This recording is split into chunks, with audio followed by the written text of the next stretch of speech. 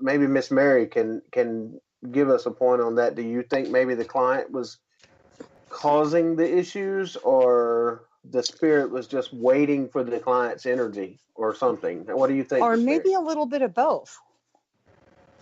You know, I mean, if it's attached to that person, I don't know, it could be a catalyst, or, you know, maybe it just does wait for, whoops, sorry. I have dogs and cats running all over at the moment. They just distracted me. They waited for me, see? But I think it'd be a little of both. I think that's what my answer would be. Leon, what do you think?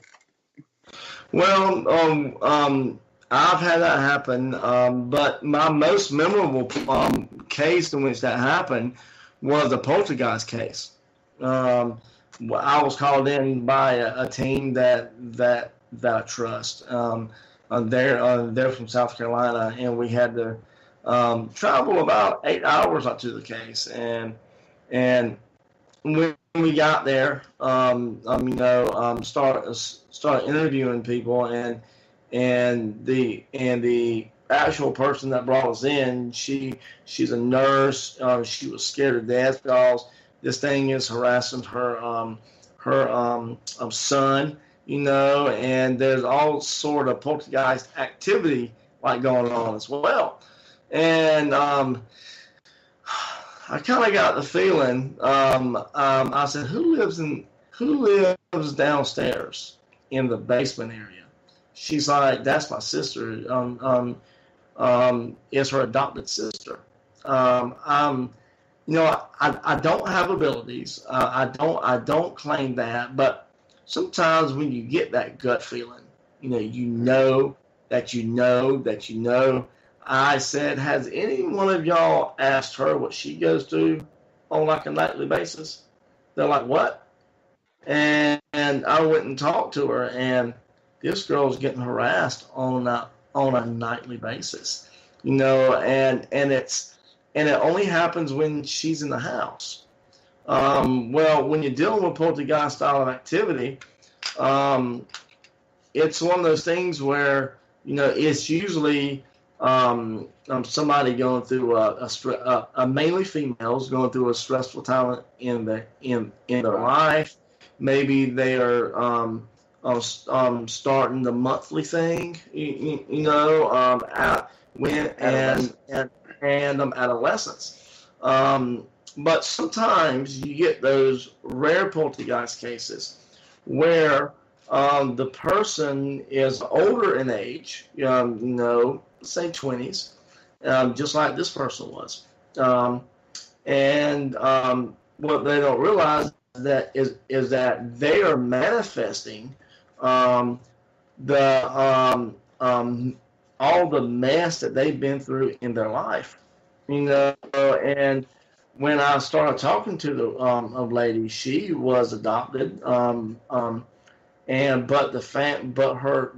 she actually saw her father kill her brother, and then her father tried to come after her because she saw it, and there was a lot of stuff going on with that, and she was telling me that this entity that was coming at her at night was cloaked and stuff like that, and I'm putting two and two together. I'm like, she is manifesting what she saw her father do. Wow. I kind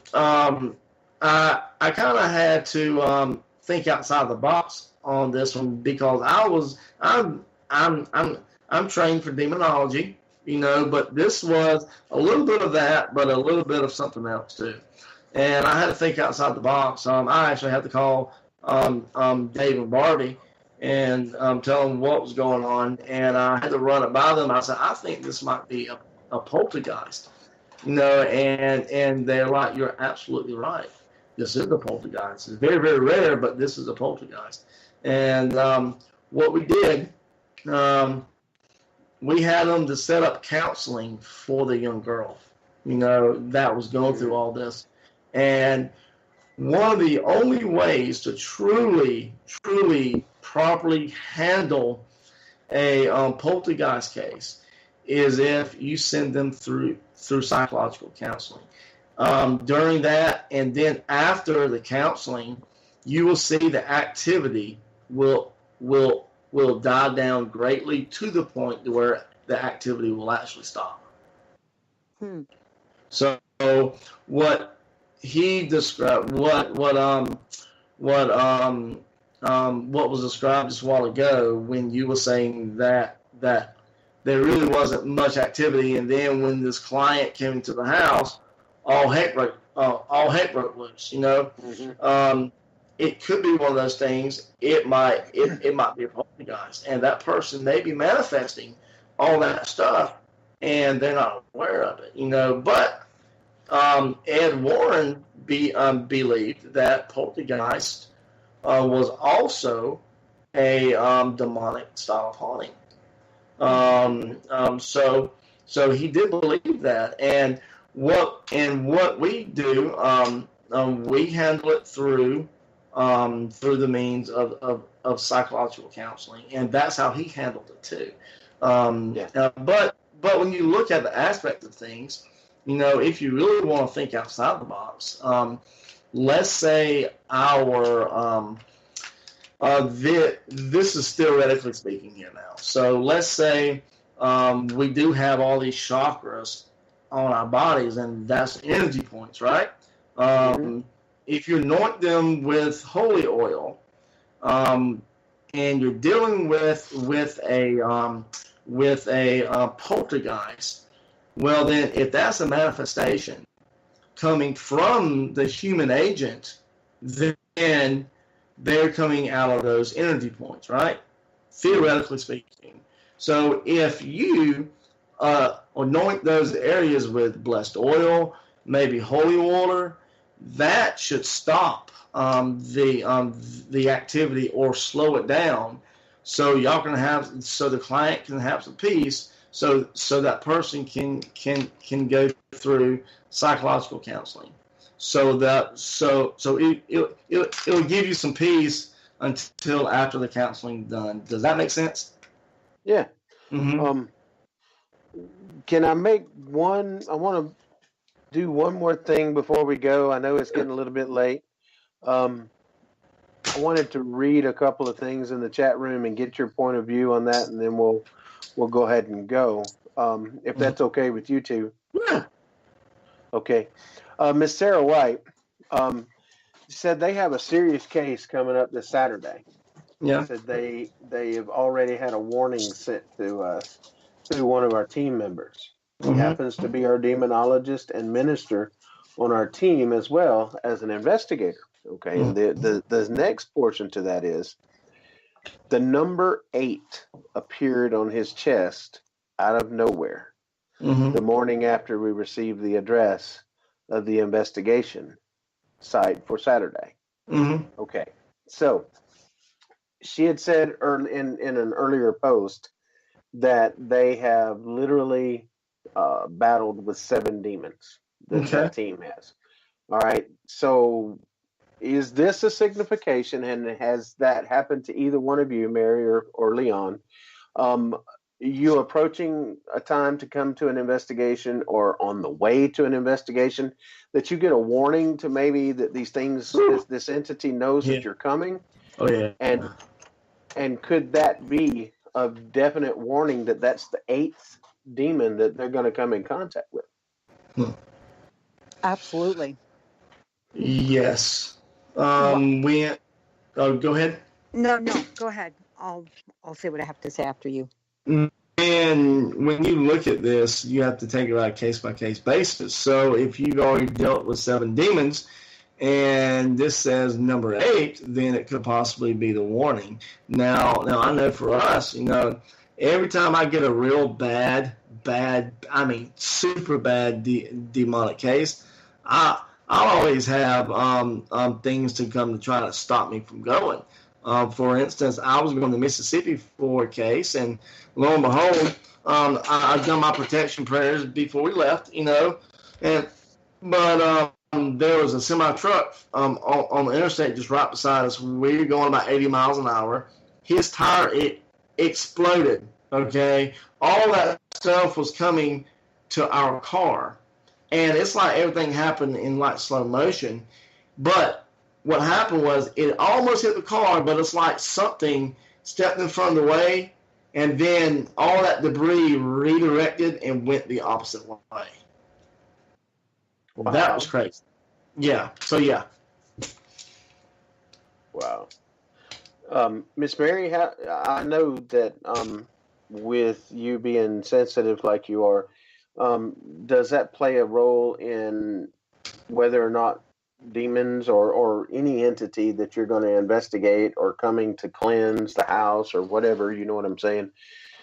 Does that play a part in the them warning you, or you getting a warning from them, or Yeah, absolutely. I mean, we've had cases where a house was haunted and I would be smelling apple pie all day. So we go and set up and I'm like, I can't get this apple pie smell out of my head.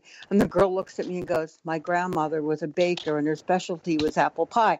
I mean, it's just like little stuff like that. But as far as demonic cases, it just gets much worse. Like, I'll get my headaches or I'll feel sick to my stomach the whole day. And that would be kind of like a clue to me. I mean, there's been times where I've been scratched myself before a particularly demonic case. Yeah. So there are warnings, and, they try to intimidate you too, to keep you from going. Yeah. 3 scratches across you are going to say, should I really be going tonight? Or, Yeah. but, Yeah. if that's what you're called to do, that's what you're called to do. And, but definitely warnings. Yeah. Well, I agree. Miss Sarah and her team, that I definitely believe that they have been warned, and they definitely need to take all the precautions that they possibly can take.